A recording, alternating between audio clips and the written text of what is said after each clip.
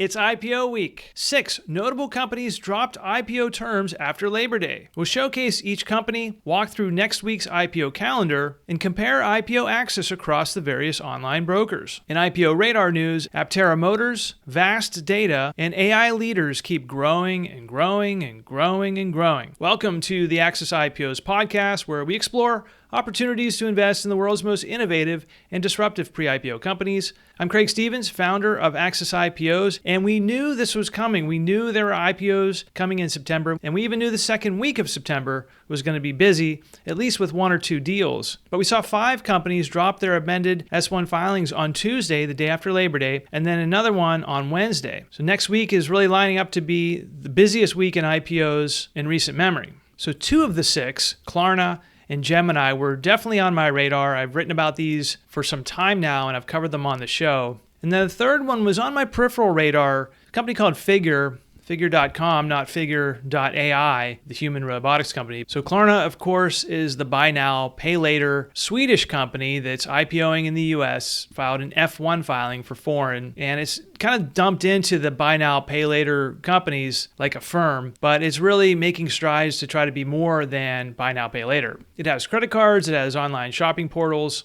and it's a global company now. Gemini, of course, is the crypto exchange founded by the Winklevoss twins, who are these major Bitcoin cheerleaders. And in the filing and in the IPO roadshow, they're talking about how Gemini is how you're going to pay for things on Mars, and blockchain and crypto is the future of money. They rave about Bitcoin. So Gemini is a well-known crypto name. The Winklevoss twins certainly famous for their opportunistic pursuits. Gemini isn't a top-tier crypto company or crypto exchange, but crypto enthusiasts may receive this one with open arms. We'll see what happens next week. A third company, Figure, is an online lender that is known for putting all of its technology on the blockchain. So it's a blockchain lender, primarily in mortgages and HELOCs, and it claims that it can go through the process of underwriting and lending and sending out loans faster and cheaper than the legacy banks, which is probably likely for a lot of the legacy competitors. Most notably, it was founded by Mike Cagney, who is the founder of SoFi. Now, I thought SoFi was going to get access to this deal because of their connection, but I think he left on not the best terms. And so most of the brokers have access to the Figure IPO except SoFi, which is sad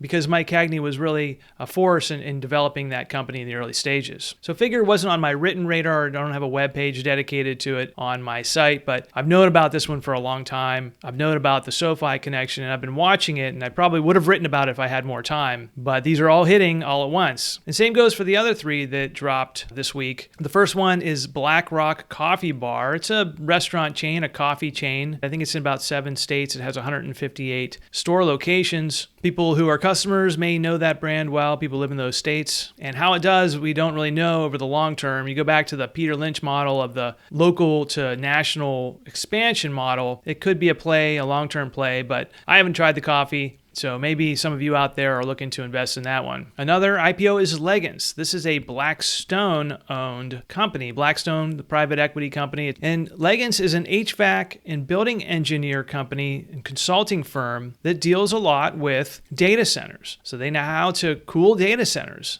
And so they have background in consulting and building and construction and plumbing and all these various aspects that go into building a data center. So people looking to play the reverberations of AI and the AI build out with NVIDIA chips and data centers and all the processing that's needed, maybe this Legence is an interesting company to some of you. And the last company that updated its S1 filing on Wednesday is Via Transportation. And this one is a transportation SaaS that specializes in public transportation. So buses and local transport within a city or community or a school district. So this is an interesting SaaS that seems to play a unique role in the ecosystem where it competes. Legacy providers get stale. And so if you're a city looking to make changes to your transportation infrastructure, Via Transportation's software platform helps customers make data-driven decisions and probably uses some AI in there to improve public transportation. So we have a diverse and interesting slate of companies here to choose from. And I think a lot of IPO investors are finding this to be challenging, that there's so many choices, and we're worried that some of the enthusiasm that would go into a company that's the only company that's going to IPO during a week, some of that enthusiasm might get spread out. And I know people in our Access Club community are already questioning which companies they should invest in, if they should try to invest in all of them or make bigger bets. It takes a lot of research to read through these S1s and make a determination on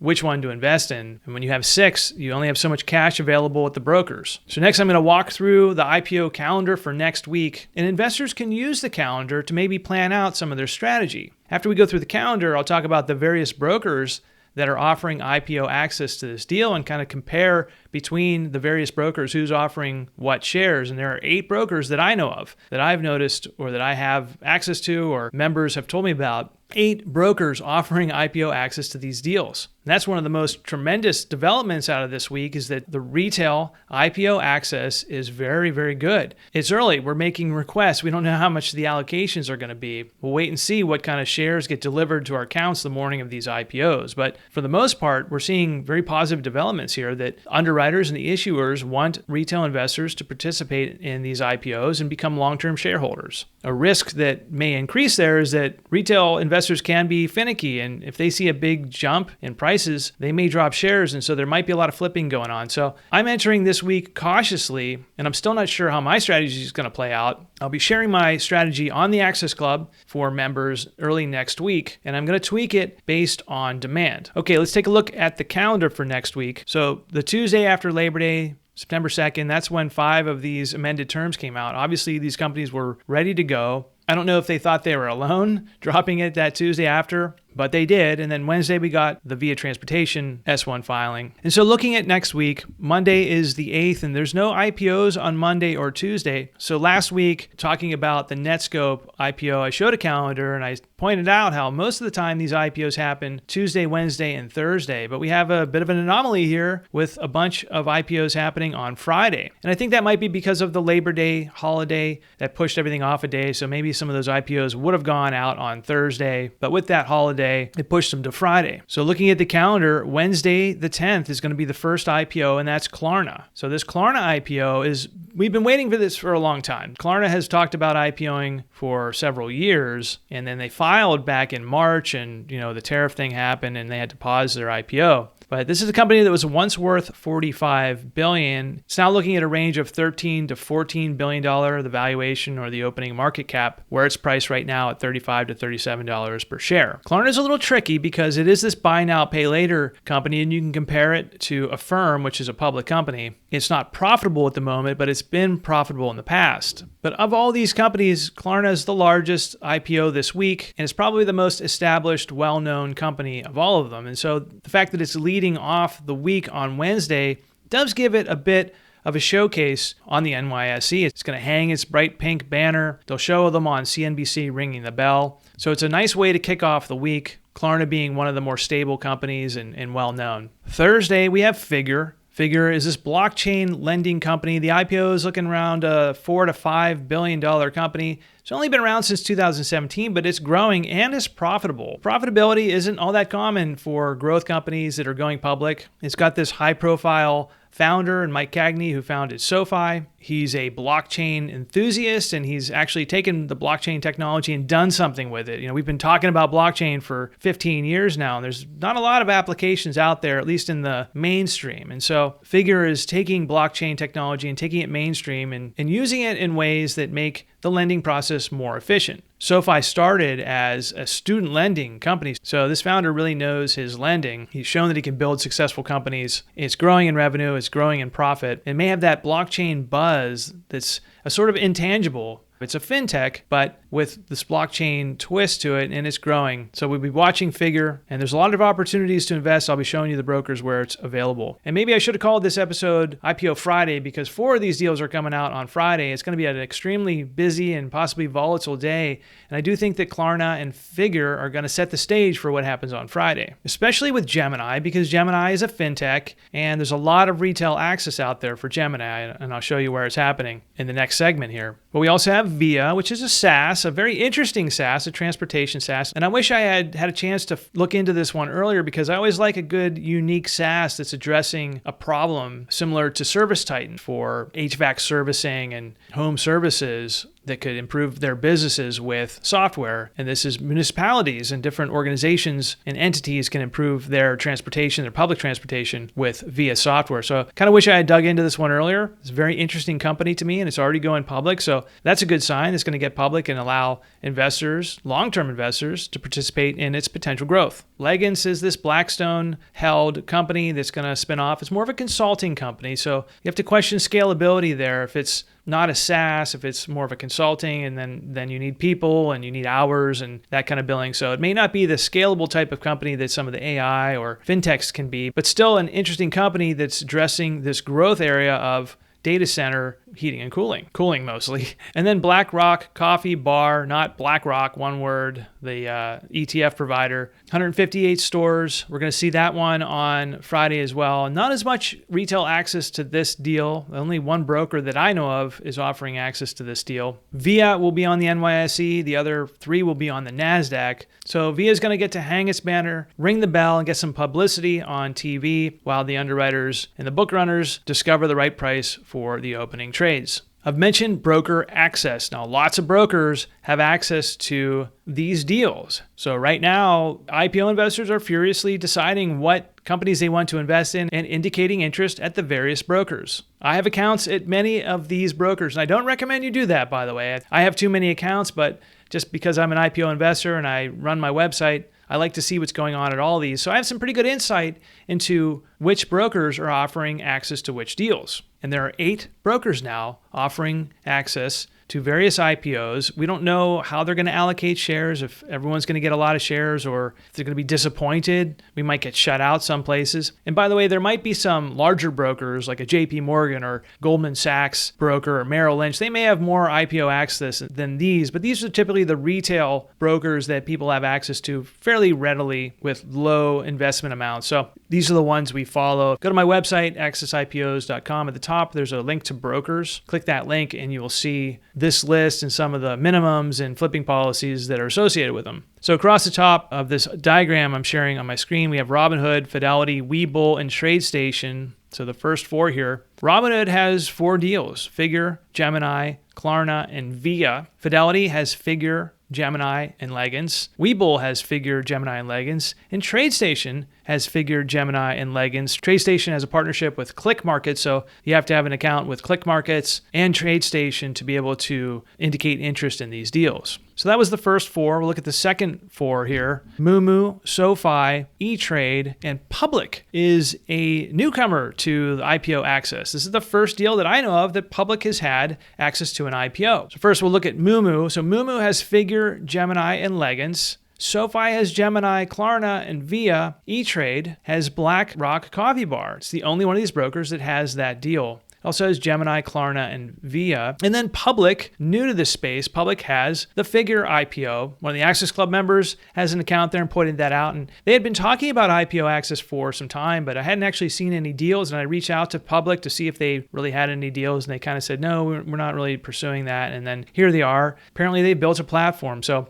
Public is now on our list of best brokers for retail access to IPOs. Has a 90-day flipping policy, which is longer than pretty much all the other ones. So maybe they're hoping that longer flipping policy will help get them more allocations from the book runners. So a couple notable things here is that Figure and Gemini are really going all in to retail investors, similar to the way Bullish did. Bullish gave 20% at least that we know of to retail investors, inviting retail investors to invest at the IPO price, and that's paid off for bullish investors who participated in the IPO. But a lot of good access here. Klarna only available at Robinhood, SoFi, and E-Trade. Legence available at Fidelity. Fidelity kind of getting the short stick here. Usually they get more deals. I thought I'd see Fidelity with more deals, but for now there's only 3. And this could change, by the way. Another broker could add another company. So it's an interesting mix of broker access. So last, regarding my personal strategy. Now, any mention of these companies on this podcast or on my website are not recommendations to buy or sell.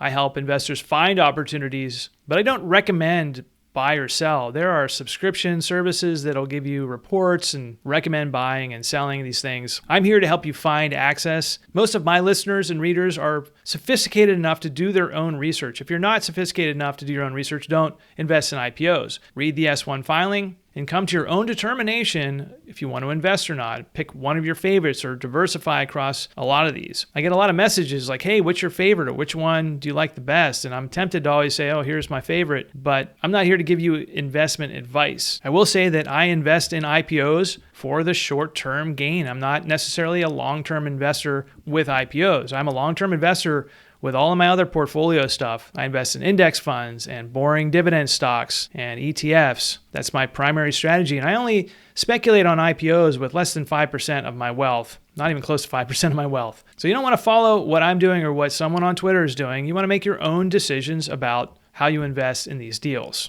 That said, I do share my strategies on the Access Club with other members, mostly because we like to talk about this stuff and we share what we're doing and where we're investing and what brokers are providing access within the Access Club. So I do share trade alerts there, more as a model portfolio or just an example of how I'm accessing deals. So if you're interested in learning about my trades or my strategy in more detail, head over to patreon.com/accessipos and sign up for our membership there. It's only $5 to join, and you get a free 7-day trial. This is a great time to trial the service because it's September and there's a ton of IPOs. I will say that with this many IPOs, there's a risk of spreading ourselves thin, and there are expected to be more IPOs later in the month. So you don't want to put all of your cash into one of these deals or all of these deals, and then next week we might get some openings. I don't expect that necessarily. Maybe toward the end of the month we'll get more deals. The other thing is that Klarna is a Wednesday deal, and if you don't get an allocation to Klarna, or if you get a smaller allocation to Klarna or Figure, you may have time to rotate that money into some of the Friday deals. So think about your strategy in terms of Klarna being first, Figure being second, and then everything else happening on Friday. And if things don't go well with Klarna and Figure, then that may not bode well for Friday. So you can always cancel these orders. You don't have to go through with it once you indicate interest. I will be judging demand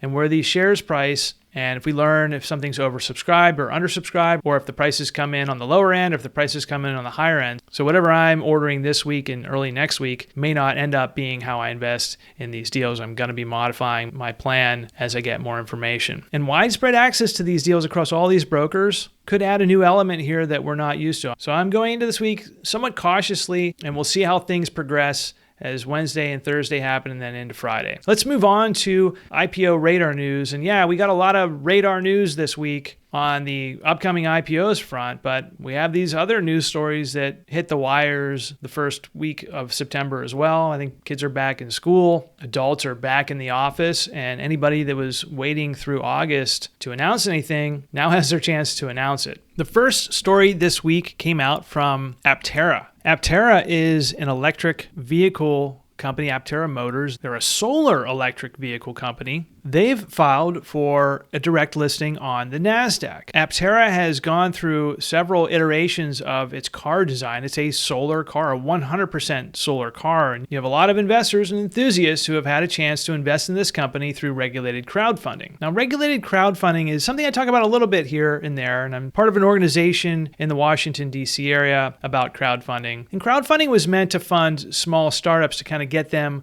off the ground, but there's this handful of larger companies that have utilized equity crowdfunding to raise a lot of money, and Aptera is one of them. Boxable is another one, EnergyX, Miso Robotics. So there's this handful of companies that have raised a lot of money from regulated crowdfunding. So they have a lot of small investors, tens of thousands of investors who invested a small amount of money in these companies based on their potential. So Aptera has a list of customers who have ordered cars, but they haven't delivered any cars yet, or they're hoping to maybe deliver some in 2025, but there's certainly no guarantee they're going to deliver cars. And this company has no revenue, no profit, and they haven't delivered cars yet. But it's a cool car, and they have these pre-orders for the car. So first of all, what's interesting is I've written about this company, and it's moving toward an IPO through a direct listing. So anytime that happens, I'm excited about it. I like to see more companies go public. What we haven't really seen much of yet is these companies that have done a lot of crowdfunding and then gone into the public markets where the potential for future profits and sales meets Wall Street and Wall Street analysts. So I'm concerned that some of these early investors in Aptera, these investors who have purchased a car or put up money for a vehicle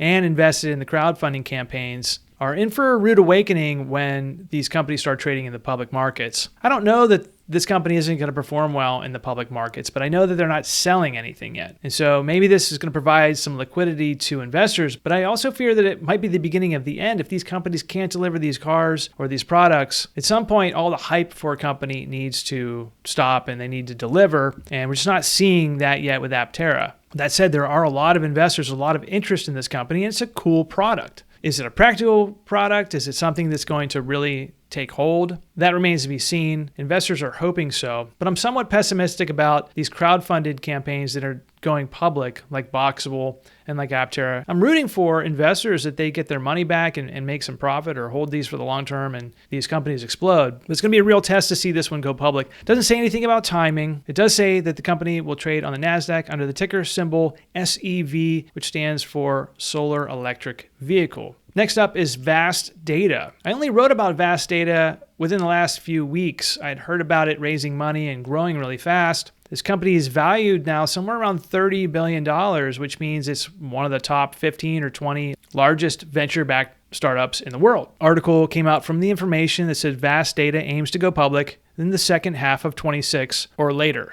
I thought that was kind of funny. Or later. Well, any company that wants to IPO could go public later than 2026. But CEO Renan Halleck told employees and bankers that it could be going public. The startup was valued at $9.1 billion in a 2023 round. It's been in talks with Google's venture arm, Alphabet's venture arm, and NVIDIA to raise new money at a valuation around $30 billion. Investors include Fidelity, Tiger Global, and Bond Capital. Also Goldman Sachs and Dell and Siemens and a bunch of other companies. So VAST Data, the partnership with NVIDIA, according to The Information, has really turned this company into a darling. It's a data infrastructure company. Provides flash, storage, and data platforms for AI, cloud, enterprise workloads. So it's one of these pickaxes for the AI future where there's lots of data and lots of processing that needs to happen. But a story like this from The Information is the first leak that tells us that this company is going to be going public next year. Now, it may or may not go public next year, but we know they're thinking about it. They're probably hiring banks or talking to banks, and we may get that news story next, is talking to banks. So in the back of my mind, I know that it's happening, and that tells me I need to follow it a little more closely and put it on my upcoming IPOs list. If you go to any page on my website that has a company profile, I always have this list of articles and dates. And so if you follow the dates on these articles, you can kind of see a timeline of how a company is progressing from early stage startup to public company. Looking back to August 2024, they hired a CFO named Amy Shapiro. And that was maybe the first sign, the real first sign that they were pursuing an IPO about a year ago. Now they're talking to banks and they're actually putting a timeline on it, second half of 2026, within a year. So when I read a story like this, I usually make sure it's on the upcoming IPOs list. Go to my website and there's links to the upcoming IPOs list, 70 plus companies. So I add it to my IPO list, and then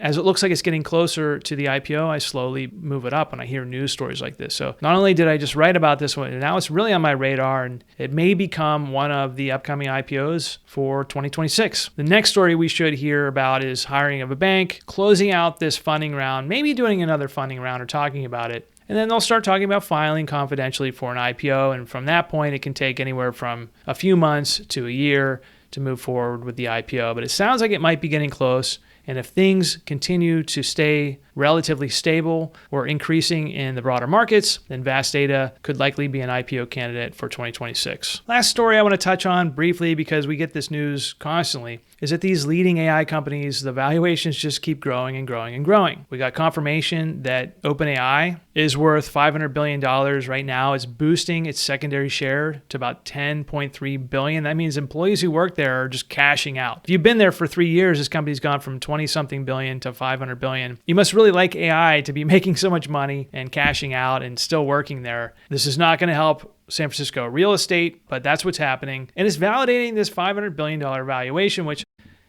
does seem bubbly. Even Sam Altman has said it's bubbly, but then he goes and runs the deal at $500 billion. So AI is certainly feeling bubbly. Anthropic is another example of that. It's completed its new funding round at a $183 billion valuation. That was up from $170 billion. They raised $13 billion instead of $10 billion. And you have these high-profile companies like Fidelity and Iconic and Lightspeed, really top-tier venture capital firms investing at this $183 billion valuation. Same thing with OpenAI, Thrive Capital, SoftBank, Dragoneer, T. Rowe Price. Some of the top venture capital investors are investing in OpenAI right now at a $500 billion valuation. That tells you that these guys are probably investing for 10 to 20 year timelines. That's the first thing that comes to mind. I would not be investing in this company today, period. I would also not be investing in it today if I didn't have a very long-term outlook, and I'm sure these venture capital funds do. Getting back to Anthropic, revenue has been growing fast. So we've been covering this one quite a bit, but if you're worried about the AI bubble, this is just another data point to monitor. If there is a bubble, it doesn't mean it can't get a lot bigger. So as much as I don't like these headlines just hitting all the time, I'm monitoring them because I want to see just how high these things go before they turn around and go back down. They're going to have to go back down at some point. Things don't go straight up. Sometimes, they go like this, right? So at some point, we're going to see some sort of dip, and the market hasn't been doing that. And so the private markets, we shouldn't expect that from the hottest companies in the private markets. Just one last data piece here is Mistral AI. This is the French AI LLM. It's now raising new funding at a $14 billion valuation. And Mistral is now becoming one of the biggest European startups. It certainly would be at a $14 billion valuation. And it's riding the same wave as Anthropic and Cohere and OpenAI and XAI. There's a lot of money going into these kinds of companies, and part of the reason why we might see an influx of IPOs is that these VCs are looking to liquidate some of their old investments to push the money into AI. So there doesn't seem to be a bottleneck right now finding money to invest in these AI growth stories. But at some point, VCs are going to need to liquidate their holdings, and some of them are doing it through the tender offers and these share sales like we're seeing with OpenAI. But for the vast majority of the private companies, the venture-backed private companies that have a lot of value in them, an IPO is still the best choice for liquidity. As retail investors, we need to be careful not to chase overvalued IPOs and public companies, because when the market turns, and it always turns, we don't want to be holding on to companies that we don't want to own for the long term. We also don't want to buy the top and get stuck at the bottom, either waiting or selling at the bottom. So a word of caution, while we're investing in IPOs and there are new market highs and there are private valuations hitting highs, things can always go bad. And so there's no guarantee that any of these IPOs next week are going to spike or pop or even go up. They may be flat, they can fall, and you'll be holding on and people are going to start selling. So that's the risk with IPO investing. When things are good, they're good, but they can turn pretty quickly. And so one of these deals is mispriced, especially one of the earlier ones. We could see some long overdue negativity for these deals. I don't think it's going to cause a slowdown to any of this IPO activity. I think companies are still moving forward, but as retail investors, we need to be cautious. This is not free money. IPO investing is not free money. You have to have a strategy, and you have to be willing to lose some money to make some money. That's all for the show. Appreciate you watching. Just a programming note for those of you who are still watching at the end of the video. Next week's a busy week, and of course, I'm out of town again. I'll be at a financial conference. So I'm going to do my best to put together a short show while I'm there, because I don't want to pre-record anything when all this activity is happening. So hopefully next Friday I'll be able to put together a quick show. It may not be on camera. It might be just a audio only, or a quick show just commenting on the week that was. Just bad timing again, just like this summer when I was in Scotland. But I will be back next week if all goes to plan. If not, I might have to skip a week. I don't intend to do that. I want to keep pushing out new content. Also, I'm going to be pushing out some other videos that show how to invest in some of these platforms like Moomoo and Webull and Robinhood, just sort of the mechanics of finding the IPO deal and placing the order. So keep an eye out for those on my YouTube channel. I'm going to do some traditional YouTube style, but I'm also going to throw some shorts out there for the first time. So if you get a chance to see my shorts, take a look. Like it, follow me if you're not already. I appreciate that support. You can also subscribe to my weekly newsletter. There's a link below, or just go to accessipos.com and fill out the form at the top of the page. And if you're looking to up your game, you want to communicate with other people who are investing in these deals, if you want to follow my strategy and my trade alerts, join the Access Club. Go to patreon.com/accessipos. 7-day free trial. Cancel anytime. It's only $5 to join at the baseline level. Thanks for tuning in this week, but the real show is next week during IPO week. So let's hope for some good outcomes, and I'll see you again soon. This video is not a recommendation to buy or sell any startups mentioned. Pre-IPO and IPO investing involves significant risk. Conduct due diligence by reading the SEC S-1 filings before participating in IPOs. Do not invest in IPOs with money you cannot afford to lose. Thanks for watching.